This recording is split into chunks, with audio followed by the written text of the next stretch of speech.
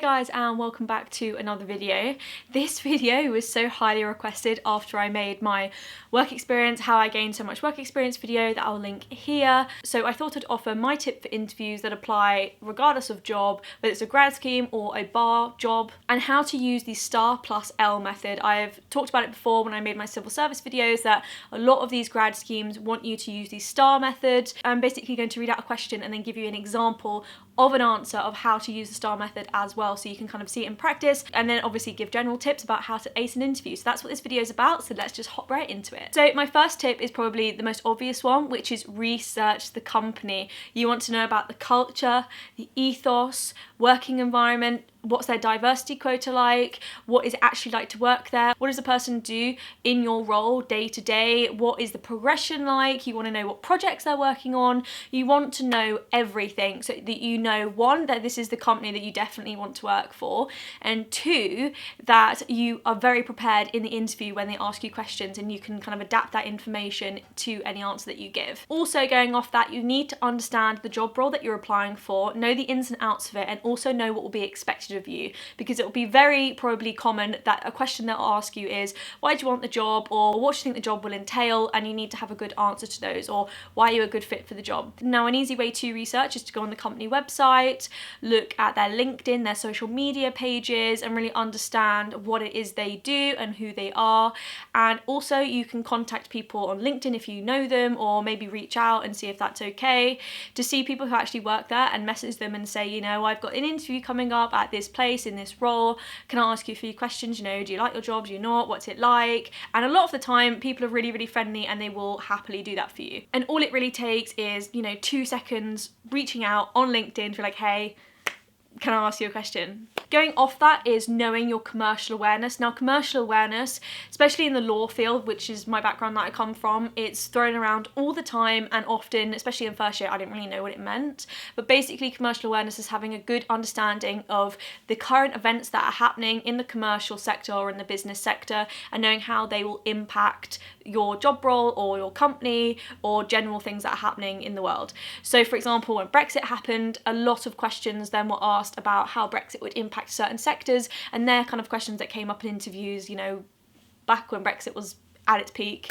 So you need to know basically what's happening in the world and understand how that is impacting your job. And a really good way to do that is just read the newspapers a couple of weeks before you go in for the interview, and when you see a news story, think about how would that impact me and my job and what I would be doing, or how would it impact, you know, partners to the company that we work with, or other organisations that sort of support the organisation I want to work for. And just think about the chain events and think about the knock-on effect and how things would play out, and that really would give you a good commercial awareness. So now the next bit of advice is kind of about memorisation and like prepping in that respect. So you need to memorise your application and what you included. Now, I'm not talking about knowing it word for word, but it will really help you to understand what you wrote in it, why, because a lot of the time they'll have the application or your CV in front of you and they almost quiz you on it to see if you know what you've put, or whether it was just a blanket application that you sent to everybody.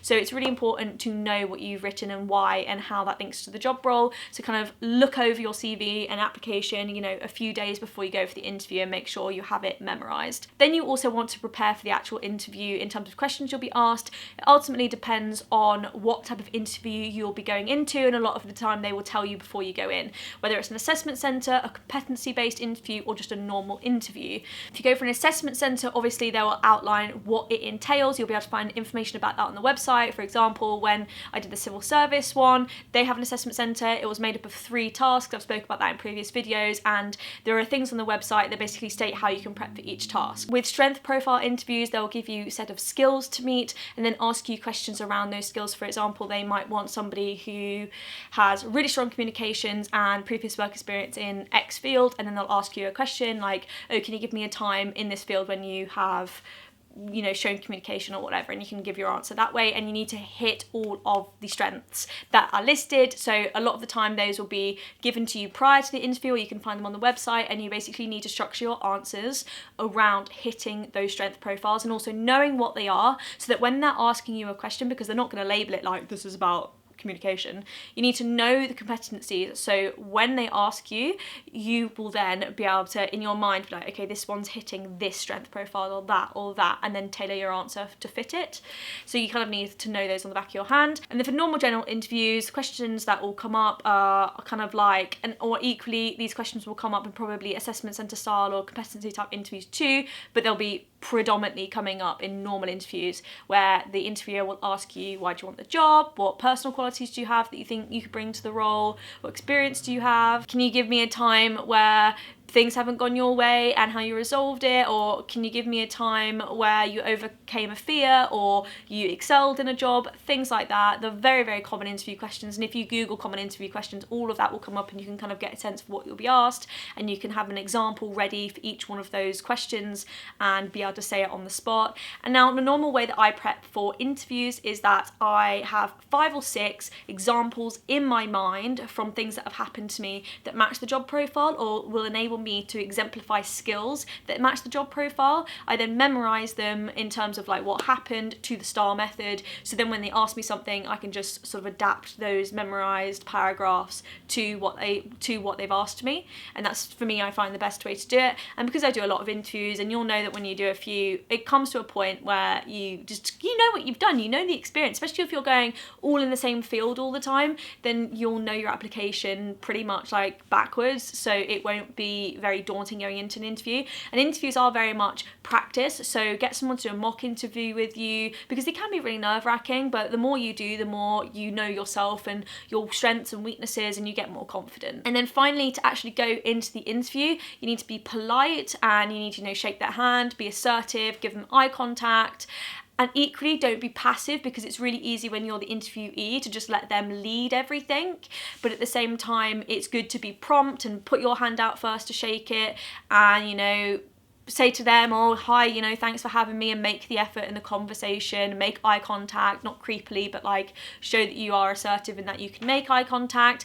Always bring a copy of your CV or application with you, because if they don't have it, it saves them embarrassment, and you can just be like, yep, I already have it. Shows that you're prepared. And equally, body language is so important when you're in an interview. Try and be open and approachable and accessible. Don't sit there with your arms crossed or, your legs crossed, or fiddle with your hands, because it shows signs of nerves and that you're unconfident, and they want somebody who is confident in their own abilities and can go in there and put a smile on your face and see themselves working with, a bright, open person. Whether you feel like that or not, just fake it for the interview, and the more you do, as I said, the more confident you will get, and the less you'll have to fake that, oh hi, nice to meet you kind of thing. So now I want to go through the STAR+L method. A lot of you have asked me questions about this, so I want to just go through what it is, and then I'm going to give you an example of how to use it. So STAR+L is situation, task, action, result, learning. I don't know why I did it like that, but you know what I mean. Situation, task, result, learning. So what type of situation were you in? Were you at college, university? Were you in a job? Did your boss give you something to do? Like, what's the background to then be given the task? T, task, so what were you actually being asked to do? And then action, what did you actually do? How and why? And then the result, so what was the outcome? And you need to quantify the outcome, and with percentages or with numbers, ideally, to basically show, if, for example, the task was to sell tickets, and then you set up a campaign, which was your action, and the result would be selling more tickets, then you'd want to say, I sold 25% more tickets than last year, which shows them the actual numbers and the figures and the quantifiable, tangible data. That was your result. And then L, which is often left off, but a lot of grad schemes do like to see it, and especially when I was with the civil service, they literally drilled this into us. L is then learning, so what did you learn from the process? What would you do differently? What would you do next time? Would you do some things the same? And why?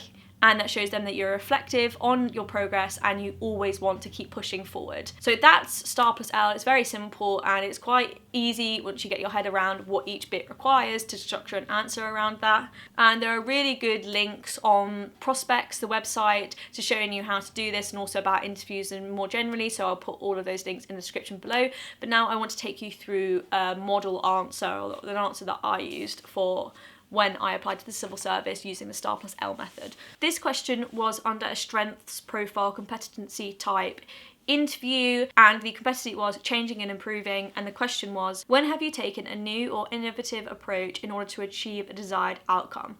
Describe the situation, your approach, and whether it was effective. So I use the example of when I volunteered for the North Yorkshire Youth Commission at university. I wrote this in my second year of university for context, so it was about two and a half years ago I wrote this. I volunteer for the North Yorkshire Youth Commission, which is an organisation that connects young people with the police in the hopes of reducing crime. That's the situation, the background to why I'm doing what I'm doing. The Commission needed to increase youth engagement with the police within schools and inform young people about what the Commission were doing. So that's the task. To achieve this goal, I created a series of presentations about the difficult subject areas the Commission were tackling, such as exploitation and youth homelessness.